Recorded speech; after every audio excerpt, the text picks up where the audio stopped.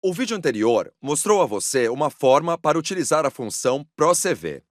Agora, vamos experimentar o exemplo abaixo e ver como funciona. A função ProCV usa 4 argumentos ou partes de dados. O primeiro argumento é chamado de valor de pesquisa e corresponde aos dados que você conhece. Se eu estivesse usando uma lista telefônica, o valor de pesquisa seria o nome da pessoa. Neste exemplo, os valores de pesquisa são os números das peças. Eu estou utilizando uma referência de chamada como um espaço reservado para esses números de peças. Se desejar, também pode inserir os valores diretamente na fórmula.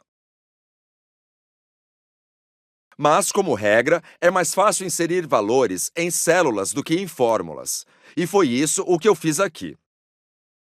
O próximo argumento é o bloco de valores que você deseja pesquisar. O Excel chama isso de matriz da tabela ou tabela de pesquisa. E o nosso exemplo usa células B3 até E5.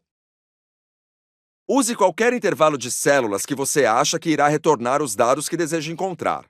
Mas lembre-se dessa dica.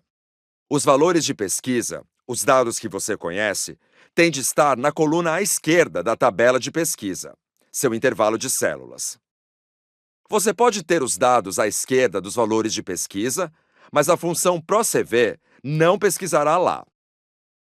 O próximo argumento, o número 3, é uma referência de coluna.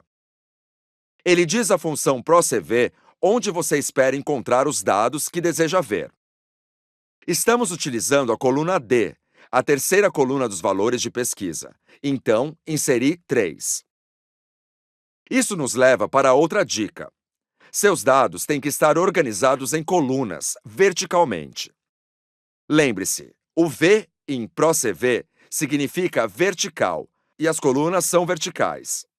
O último argumento é chamado de intervalo de pesquisa e ele indica à função que eu desejo uma correspondência exata ou parcial para os meus valores de pesquisa.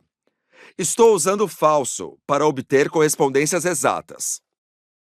Inseri um número de peça e obtive o preço. Mas, às vezes, você deseja somente uma correspondência parcial. Por exemplo, essa tabela do Excel calcula descontos e assume que os clientes não querem comprar exatamente 10 ou 100 unidades de nada. Por outras palavras, não quero limitá-las a encontrar correspondências apenas para valores nessa coluna. Então, insira o número de itens comprados e obtenha o desconto de 9%. Se você observar os argumentos da função, poderá observar que ela utiliza verdadeiro em vez de falso. Isso me permite inserir quantidades que não correspondem aos valores listados na tabela. Então, outra dica para lembrar. Falso retorna correspondências exatas e verdadeiro retorna correspondências parciais. Além disso, se desejar utilizar verdadeiro, basta deixar o argumento em branco. É assim que a função ProCV funciona. A seguir, vou mostrar como utilizá-la para encontrar dados em uma planilha diferente.